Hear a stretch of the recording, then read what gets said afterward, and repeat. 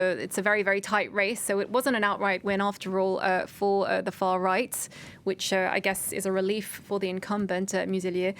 What do you think this actually means for the far right going forward now? Well, it's a good illustration of what actually happened tonight and the surprise. I mean, obviously, one of the main issue is the record low turnout. We've never had such a record low turnout for an election in France ever. I mean, over 2/3 of people staying home or doing something else than casting their ballots has never been seen before. This is a warning sign for politicians. This is obviously also due to the situation, the pandemic, the lockdown. This election was postponed for a year or so. People were maybe a little bit lost or thinking about something else. But nevertheless, this is a big thing to ponder on for politicians across the aisle.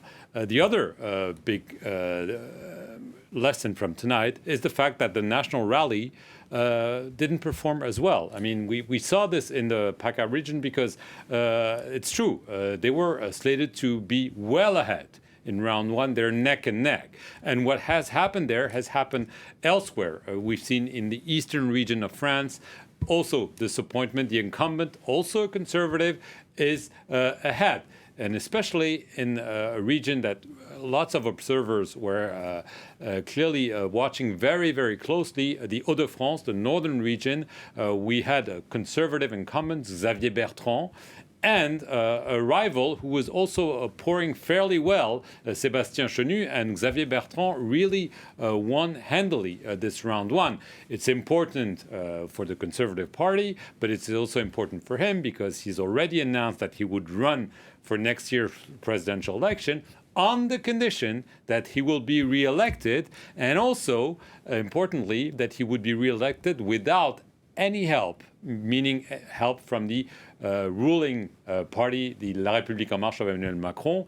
And this is a third lesson from tonight. La République En Marche is nowhere to be seen in those regional elections. Right, exactly. It does feel like a two-horse race between the far right and the centre right. Yes. Are we seeing... In some regions, the left has been able to hold on because they have regional heavyweights that are probably about to be re-elected. But you're right. The ruling party, strangely enough, it's a new party. They've won the presidential election. They've won the legislative elections. With all other elections, they've been wiped out. And we just mentioned the Hauts-de-France.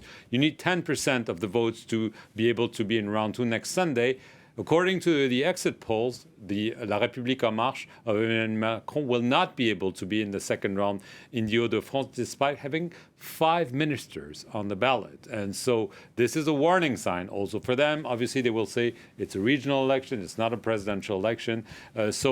Yes, because of the record low turnout, you cannot draw a conclusion about next year, but it's very interesting. We'll have to wait for next Sunday for the final result. But a good night for the Conservatives, a bad night for the National Rally, and a fairly bad night for everyone else. Okay, thank you very much for that, Marc Perelman. We will, of course, be bringing you the results of round two next Sunday, as Marc Perelman was saying.